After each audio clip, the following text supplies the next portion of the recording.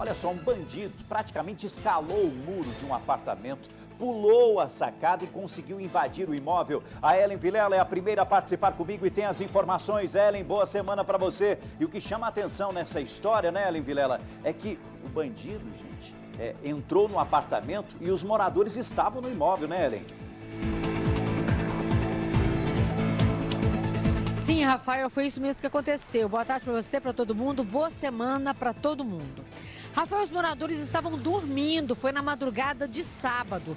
Claro, sorrateiramente, o criminoso conseguiu escalar o imóvel, entrou e não fez nenhum barulho para chamar a atenção dos moradores. Ele conseguiu furtar alguns pertences e também o cartão com a senha. Os moradores ouviram um barulho depois que a cachorra latiu, porque ela percebeu que tinha algo estranho. O criminoso conseguiu sacar R$ 2.500 antes do cartão ser bloqueado. Vamos acompanhar um trecho da entrevista do morador da casa. Era por volta de 4h30 da manhã.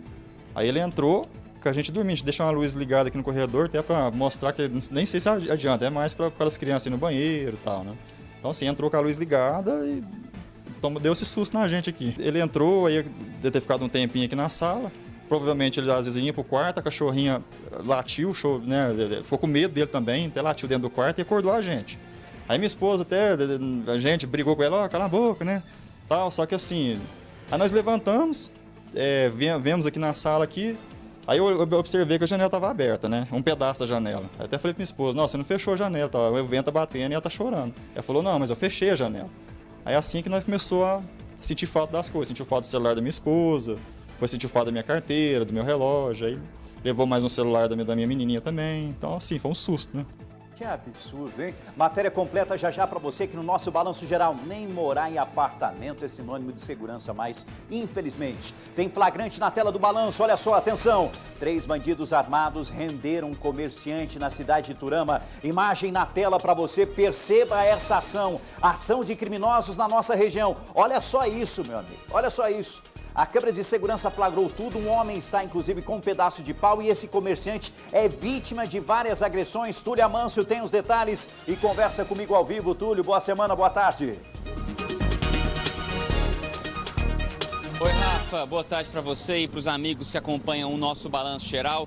Hoje no programa nós vamos repercutir esse caso que aconteceu na cidade de Iturama, a 200 quilômetros aqui de Uberlândia. 3 criminosos chegaram armados, 2 com revólveres e um com um porrete de madeira.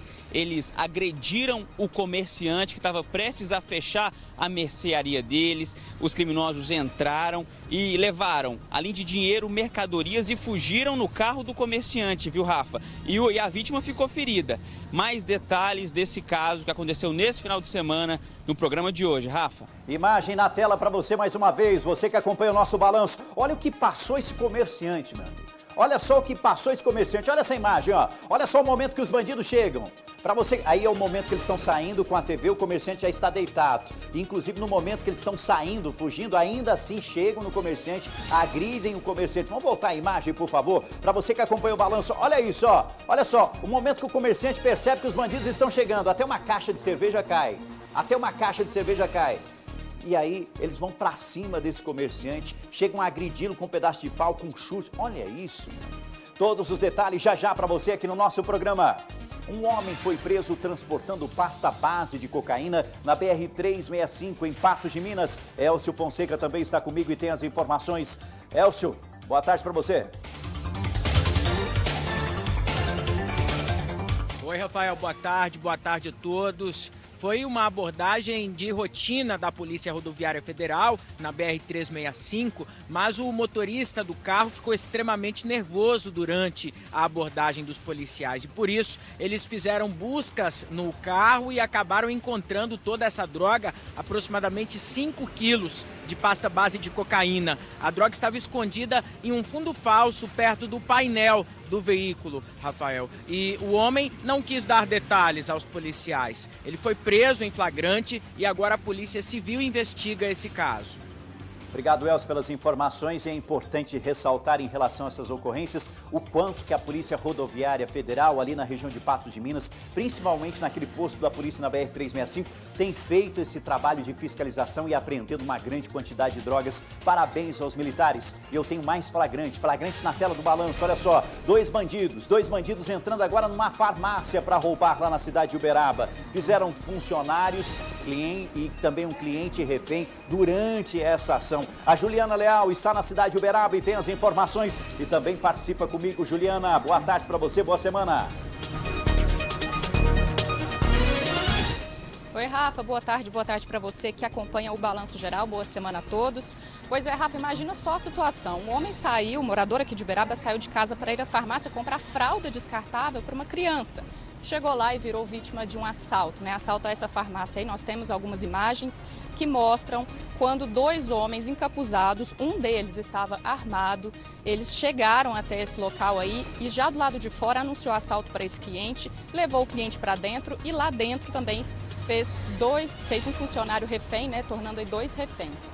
Os homens conseguiram levar uma quantidade em dinheiro, inclusive, Rafa, os funcionários estão suspeitando que algum desses homens aí pode ter algum conhecimento da farmácia, já que ele sabia certinho onde ir para conseguir algumas notas que ficavam escondidas aí próximo ao caixa, viu? Daqui a pouquinho eu volto para trazer mais detalhes dessa ocorrência aqui em Uberaba. Obrigado, Juliana, direto de Uberaba, trazendo as informações, falando sobre esse assalto que aconteceu na cidade. E olha, na imagem da câmera de segurança é possível perceber o momento que a mulher, a funcionária, percebe a ação criminosa que está acontecendo e ela consegue esconder uma quantia de dinheiro embaixo do caixa, ela consegue esconder. Já já a gente fala mais sobre isso aqui no nosso programa. O Balanço Geral tá assim, ó, recheado de informação para você. E você, amigo do Balanço, participe comigo. QR Code do Facebook do Balanço Geral aqui, ó. Aponte a câmera do seu celular e compartilhe a nossa transmissão na nossa rede social. Por favor, meu amigo, minha amiga, e fique à vontade para comentar com a gente. Uma excelente semana para você. Programa recheado. Já já a gente fala sobre os casos de coronavírus na nossa cidade e também na nossa região.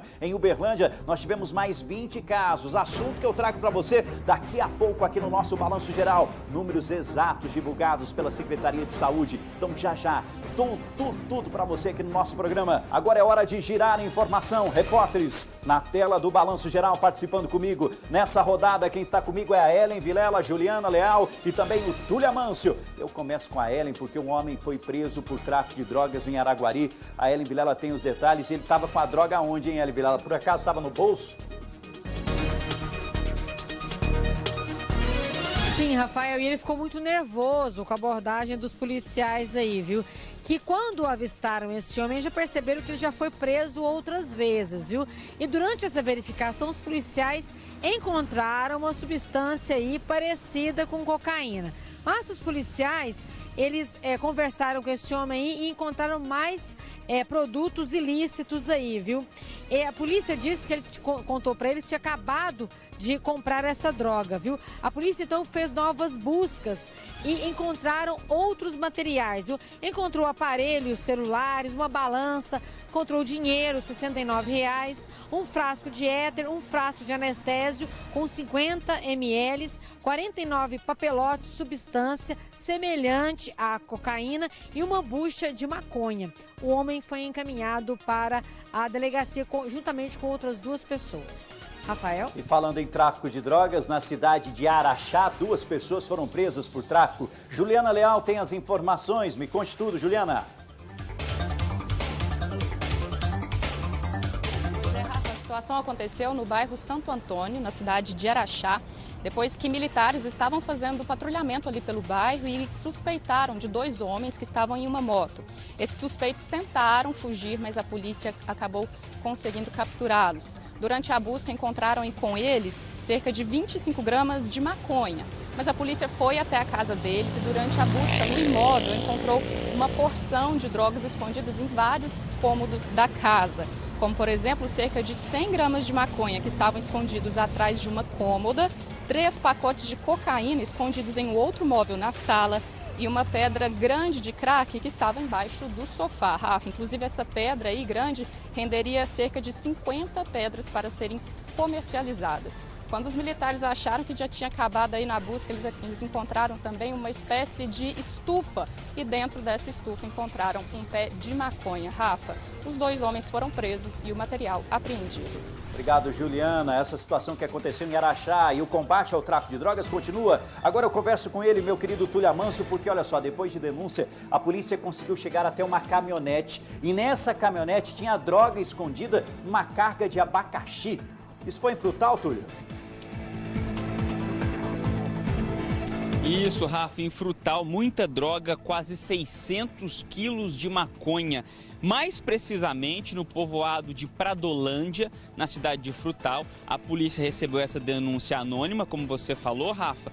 Então os policiais foram até esse local, onde a caminhonete passaria, e não é que ela passou mesmo. Os policiais pararam e encontraram a caminhonete cheia de abacaxi, mas embaixo da carga de abacaxi, tabletes de maconha, quase 600 quilos da droga. As 2 pessoas que estavam na caminhonete foram presas em flagrante por tráfico de drogas, o Elismar e o Bruno, e uma pessoa que estava na frente servindo como batedor também. É o tal do Porquinho. O nome dele é Matheus, mas ele é conhecido como Porquinho. A caminhonete que estava com a droga estava no nome desse Matheus, do Porquinho, e ele também estava na frente como batedor em outro veículo. Por já ser conhecido ali no meio policial, por ser conhecido na região como traficante, ele já ter sido preso outras vezes por tráfico de drogas e a caminhonete estar no nome dele, ele foi a terceira pessoa presa. Isso aconteceu nesse final de semana na cidade de Frutal. Rafa. Obrigado, Túlio, pelas informações. Excelente trabalho da Polícia Militar, ouvindo denúncias e, claro, correndo atrás e encontrando toda essa quantidade de droga nessa região, nesse povoado, é zona rural da cidade de Frutal. Que bom que a população denunciou e que bom que essas pessoas foram presas. Agora, quanto tempo vão ficar presos? Aí é outra coisa, né? É outro questionamento. As pessoas ficaram feridas em um acidente de trânsito em Araguari. Túlio Amâncio volta a participar com a gente e tem as informações. Túlio. Rafa, isso aconteceu na rodovia MG 414, entre a cidade de Araguari e o distrito de Amanhece. Envolveu 2 carros, um com placas de Brasília e outro com placas de Uberlândia. 3 pessoas estavam nesse veículo com placas de Brasília, 2 tiveram ferimentos leves e a outra nem precisou ser atendida pelos bombeiros. Já a pessoa que estava no carro com placas de Uberlândia também não se feriu, nem precisou de atendimento também.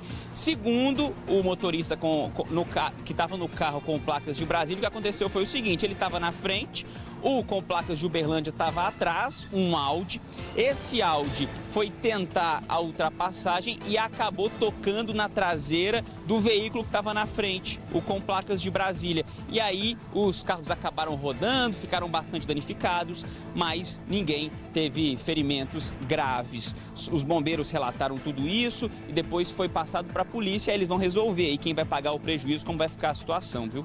Obrigado, Túlio. Por favor, vamos colocar o QR Code do WhatsApp, por favor, na tela do balanço. Eu sempre falo aqui no nosso programa que você faz o programa junto com a gente. E muitas vezes acontecem acidentes em várias cidades aqui da nossa região. A nossa cobertura é muito grande, várias cidades, são quase 90 municípios. Então, aconteceu alguma coisa assim, você tem fotos, tem o registro, mande pra gente, converse sempre comigo, 997989900. Você faz o programa Balanço Geral junto com a gente sempre. Eu não me canso de falar isso. E falando em acidente, nós tivemos um gravíssimo acidente registrado na MG 223 entre a cidade de Tupaciguara e Araguari. Esse acidente aconteceu na manhã de hoje. A batida foi entre uma carreta e um carro de passeio e, infelizmente, uma pessoa morreu, né, Ellen? Sim, Rafael, foi um idoso de 73 anos. Os bombeiros foram chamados e a Polícia Militar Rodoviária. Assim que os bombeiros chegaram, eles já constataram que a vítima estava morta, presa às ferragens. O motorista do veículo de carga contou o seguinte, que ele trafegava pela MGC 223, um acesso muito movimentado entre Tupaciguara e Araguari, um trecho de pista simples, quando o carro saiu da pista, invadiu a contramão e ele tentou ainda desviar para não acontecer esse acidente gravíssimo aí. Mas ele falou que não conseguiu desviar.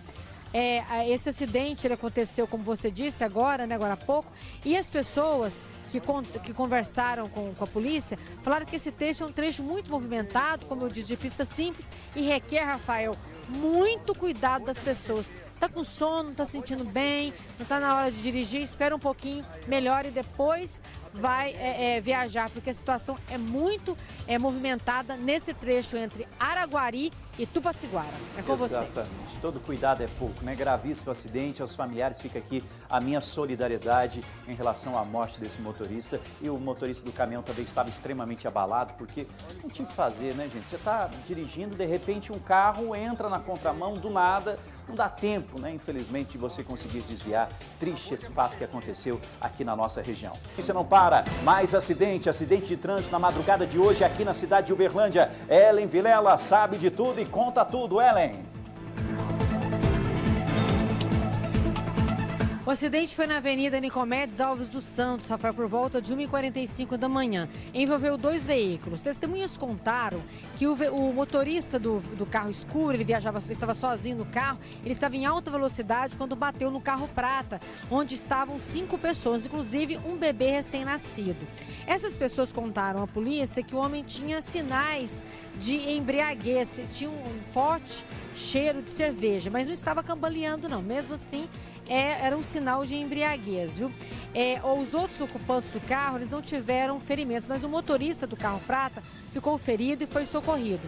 Já o condutor do carro escuro não teve ferimentos. É com você, Rafael. Obrigado, Ellen. Notícia não para. Um homem foi preso em Frutal com um carro adulterado. Elcio Fonseca, não esqueci de você não, Elcio. Você faz o programa junto com a gente, trazendo as informações de várias cidades da nossa região. E essa situação que aconteceu lá na querida cidade de Frutal, como é que foi essa história?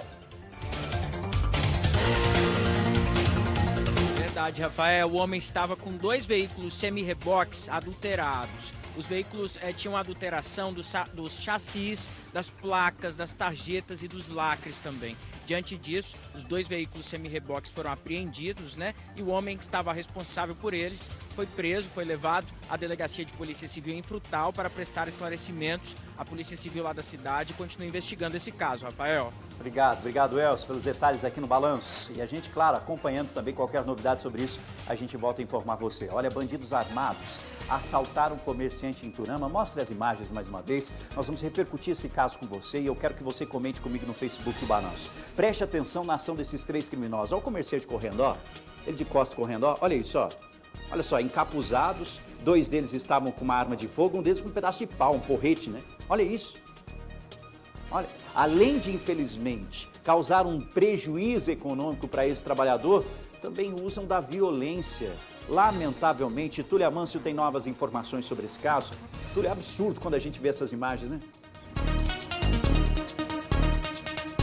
Ô Rafa, os criminosos não quiseram nem saber de conversa, não. Provavelmente, como eles estavam armados e tudo mais, o comerciante ia ceder, ia deixar eles levar o que eles quisessem, né? Mas não foi isso que eles fizeram. Eles já foram logo para a ignorância, para a agressão. 3 criminosos, 2 com revólveres, 1 com um porrete de madeira, já chegaram agredindo o comerciante. Essa mercearia dele fica numa área de chácaras na cidade de Iturama, a 200 quilômetros aqui de Uberlândia. Eles foram agressivos, deram socos, chutes, coronhadas no comerciante, bateram também nele com o porrete. Depois eles entraram, eles se dividiram, se espalharam pelo comércio da vítima, levaram, além de mercadorias, R$2.000 em dinheiro que estava guardado lá, que o comerciante estava juntando, levaram esses R$2.000 em dinheiro, mercadorias e fugiram no carro da vítima.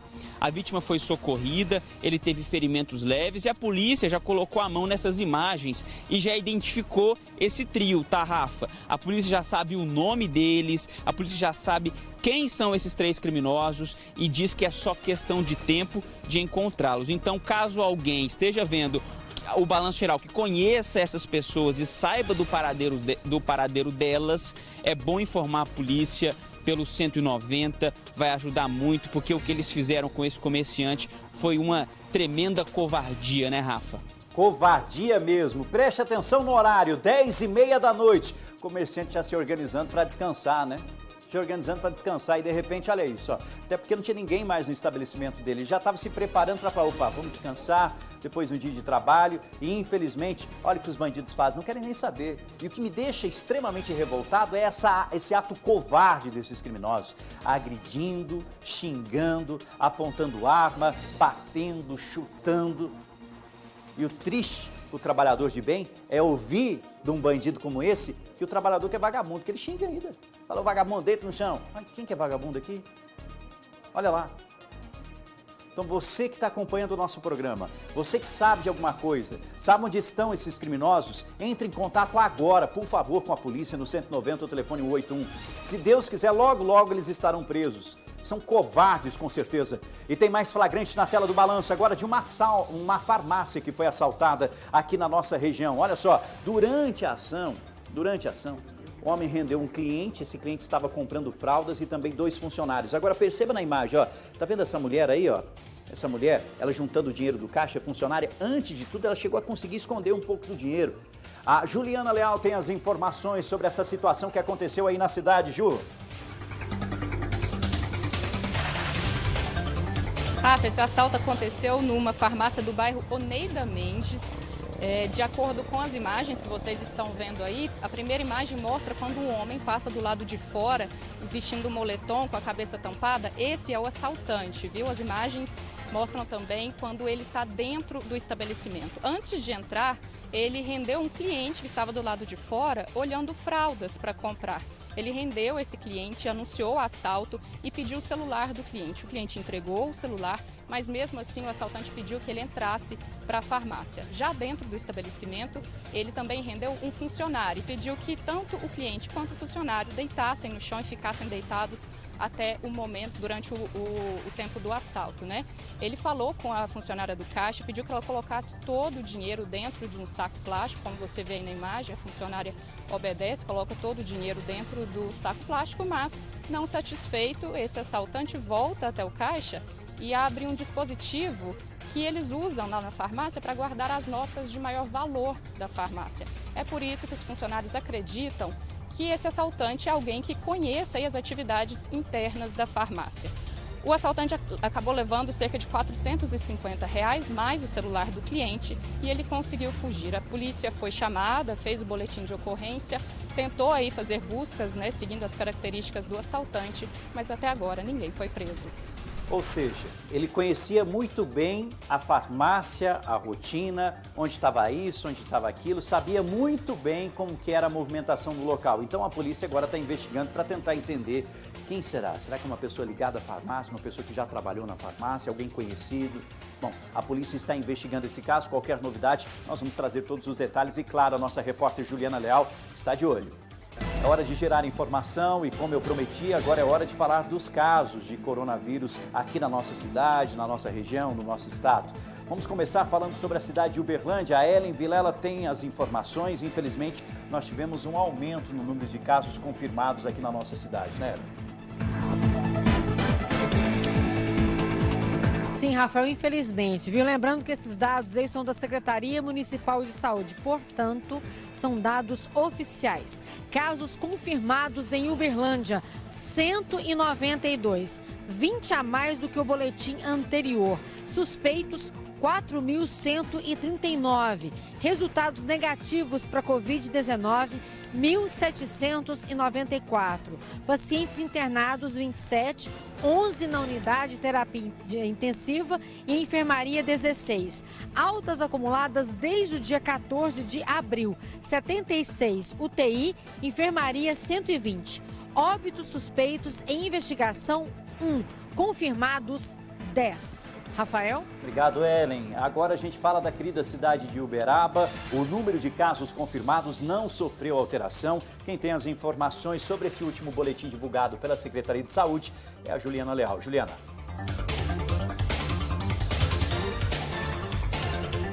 Como você disse, realmente desde o dia 1º de maio até hoje, dia 4, não teve alteração o número de casos confirmados e também de mortes confirmadas pela Covid-19.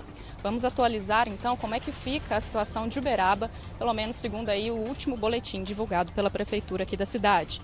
De acordo com o boletim, agora são 54 casos positivos para coronavírus e um total aí de 1.785 casos suspeitos até o momento.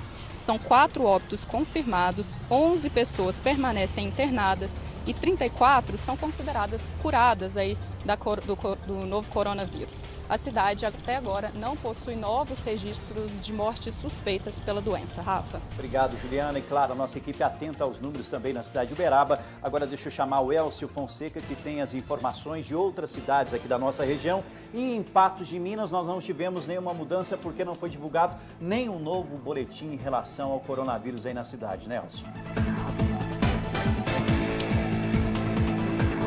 Verdade, Rafael. Não há novo boletim da Secretaria de Saúde do município, mas tem um novo boletim da Secretaria de Saúde do Estado. E esse boletim diz que Patos de Minas tem 16 casos confirmados e uma morte confirmada pela Covid-19. Essas são informações da Secretaria de Saúde do Estado, portanto. Agora, a Araguari. Vamos falar de Araguari. São 712 casos suspeitos, 12 casos confirmados, 98 casos negativos, uma morte confirmada. E, além disso, a Secretaria de Saúde de Araguari monitora 488 pessoas que já apresentaram algum sintoma da Covid-19 e estão em casa. Falando agora de Araxá, são 83 notificações da Covid-19, 67 casos negativos, 9 casos aguardando o resultado de exames, 4 mortes sendo investigadas, uma morte já confirmada e 7 casos confirmados da Covid-19. Desses 7 casos confirmados, 3 são profissionais de saúde que tiveram contato direto com pacientes que estavam com coronavírus, Rafael. E agora, para fechar, em Ituiutaba, são 382 casos suspeitos, 281 casos descartados, 63 casos negativos, 3 casos positivos. Um desses casos, uma dessas pessoas já foi curada, Rafael. Obrigado, Elcio, pelas informações, atualizando números de cidades da nossa região, também falando um pouco aí sobre a divulgação do novo boletim da Secretaria Estadual de Saúde. Então, para você que acompanha o nosso Balanço Geral, vamos falar exatamente sobre isso. Vamos falar sobre esse último boletim divulgado em Minas Gerais, são 300 novos casos confirmados. Túlio Amâncio tem as informações, 300 novos casos, número de mortes também crescendo aqui no nosso estado, infelizmente, né, Túlio? Rafa, nas últimas 24 horas teve mais uma morte. Uma pessoa na cidade de Barbacena morreu por Covid-19. Então, atualizando os números, segundo esse último boletim divulgado hoje no meio da manhã pela Secretaria de Estado de Saúde, Minas Gerais tem 2.347 casos confirmados da doença, 90 pessoas morreram por Covid-19 aqui em Minas, 86 mortes estão sendo investigadas e 466 mortes foram descartadas. Havia a suspeita de terem acontecido por Covid-19, mas não foram descartadas. Então, o número segue aumentando aqui em Minas também, em comparação com outros estados da região, está subindo menos, mas mesmo assim ainda é uma situação preocupante. Todos nós devemos manter os cuidados, Rafa. Exatamente. Depois disso tudo, depois de divulgar todos esses dados com os nossos repórteres, com a Ellen Vilela, com a Juliana Leal, com o Elcio Fonseca, agora com o meu amigo Túlio Amâncio, eu faço mais uma vez um pedido para você que me acompanha todos os dias. Tome o máximo de cuidado. A gente não pode se cansar de falar sobre isso. E aí, por exemplo, quantas vezes você lavou as mãos hoje? Quantas? Perdeu a conta? Ainda bem perdeu a conta. Álcool em gel tem usado? Se você estiver dentro de casa não precisa, é só lavar com água e sabão, não precisa do álcool em gel. Álcool em gel normalmente você utiliza quando você tem que trabalhar, tá do lado de fora, aí não tem onde lavar a mão, aí você utiliza o álcool em gel. E a máscara, tem utilizado? Não. Lembrando que a máscara é para proteger você e proteger também as outras pessoas. Aqui em Uberlândia existe uma legislação onde é proibido entrar em estabelecimentos comerciais sem a utilização das máscaras. E os empresários precisam disponibilizar esse equipamento para todos os funcionários. Tem tomado esse cuidado? Então, por favor, fique atento, cuide mesmo.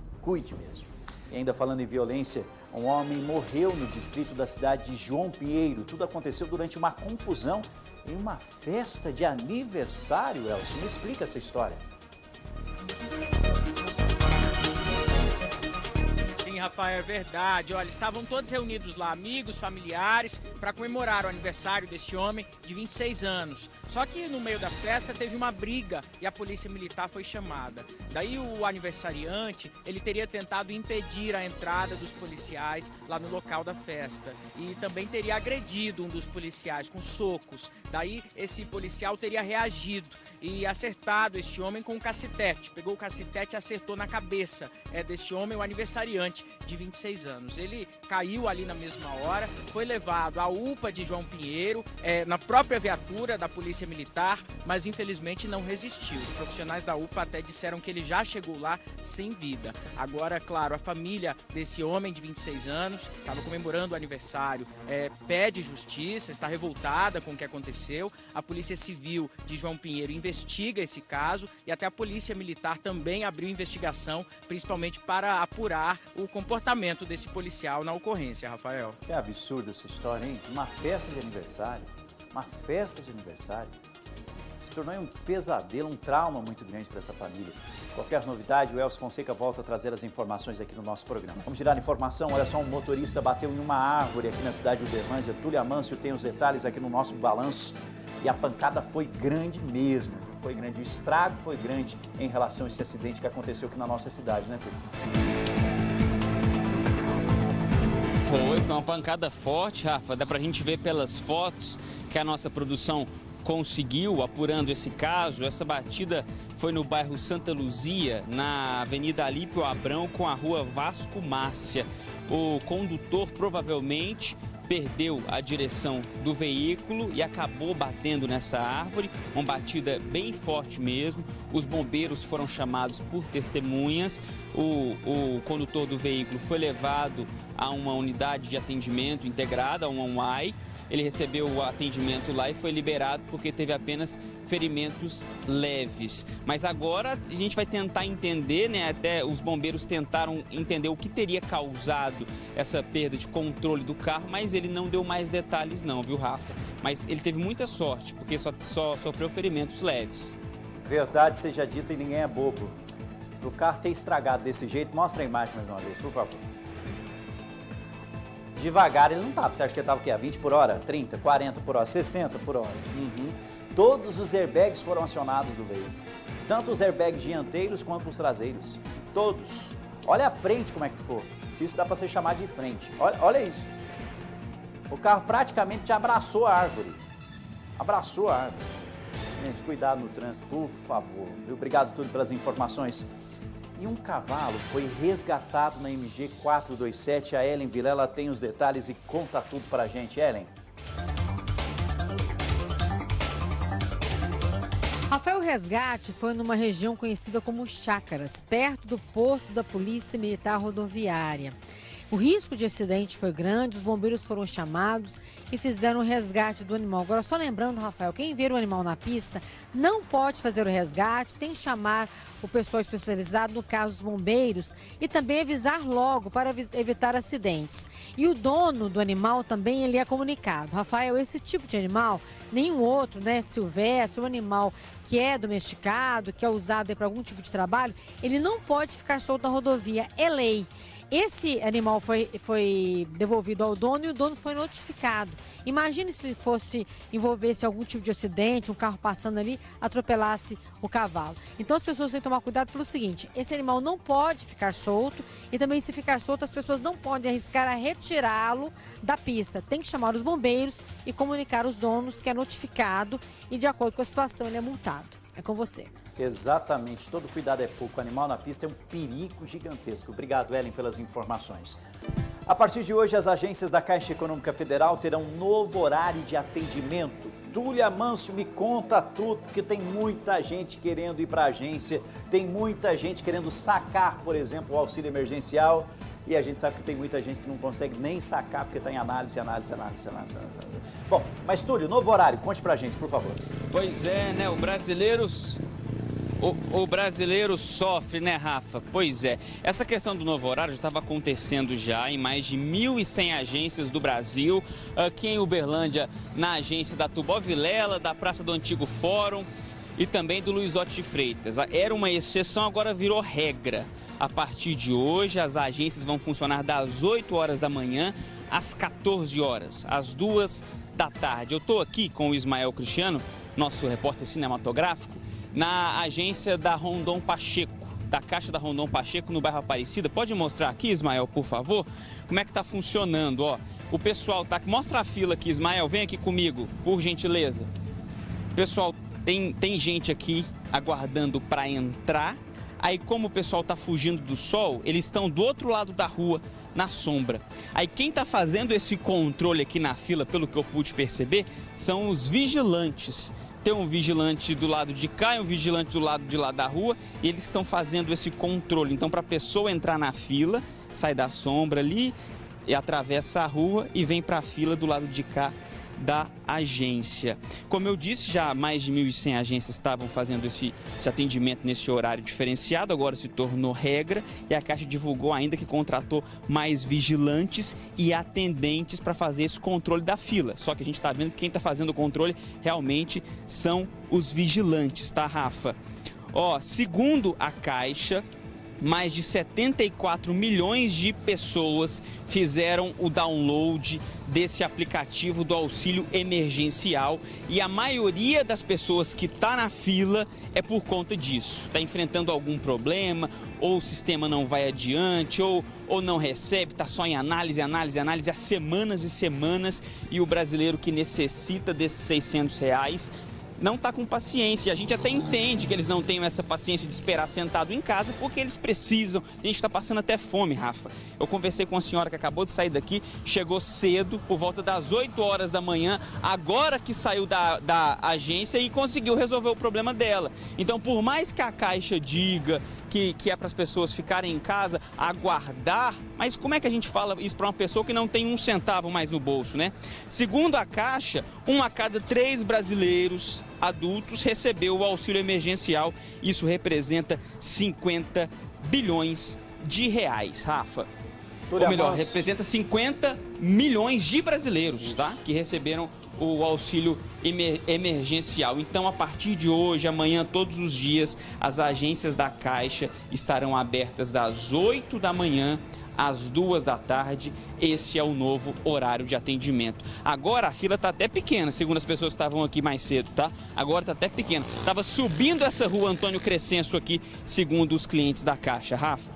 Que coisa, hein, gente? Que coisa. A dificuldade do brasileiro e também o desespero de algumas pessoas que não têm dinheiro em casa, começa a faltar o alimento em casa, aí tem que correr para a fila para tentar, de alguma forma, ter acesso a esse auxílio emergencial. Agora, deixa eu deixar uma coisa muito clara. Tanto o Túlio quanto os nossos repórteres que estão na rua trazendo a informação, gente, nós não temos culpas do auxílio emergencial, tá essa lambança toda. Tem algumas pessoas que mandam recado, mensagem, e na rua, inclusive, acabam falando coisas para os nossos repórteres. Não temos culpa. Nós estamos indignados junto com a nossa sociedade, junto com você que está passando por toda essa situação. A sua indignação é a mesma da nossa. A gente vem falando quantas e quantas vezes nas participações, por exemplo, aqui do nosso querido Danilo Cacheta, que tem acompanhado toda essa burocracia em relação ao auxílio emergencial. E a gente fala burocracia porque, infelizmente, é tanta burocracia, é tanta situação que o brasileiro tem que fazer isso, tem que fazer aquilo, tem que fazer aquilo, e que aquele cidadão que realmente precisa desse auxílio, que tem direito e precisa do auxílio, acaba não recebendo esse benefício.